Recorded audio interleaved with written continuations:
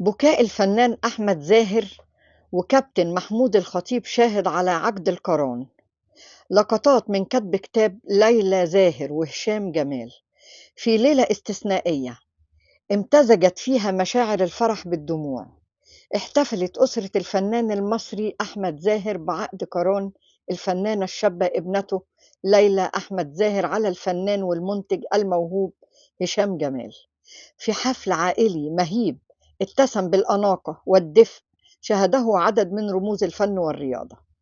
وكانت أبرز لحظات الحفل تلك التي لم يتمالك فيها أحمد زاهر والد العروس دموعه عندما دخل في نوبة بكاء صادقة غلبه فيها الحب والفرح والفخر بابنته التي كبرت أمام عينه لتبدأ اليوم فصل جديد من حياتها في حضن شريك دربها.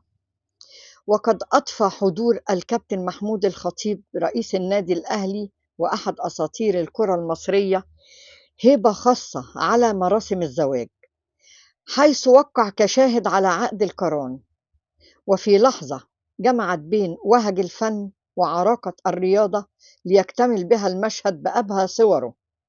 ليلى التي عرفت بموهبتها الفريدة منذ نعومة أظافرها، وهشام جمال الذي لمع اسمه في سماء الإنتاج والتمثيل، يشكلان ثنائيا فنيا وحياتيا ينبئ بمستقبل مشرق بدأت أولى ملامحه في تلك الليلة التي ستظل محفورة في ذاكرة الوسط الفني وقلوب محبيهم.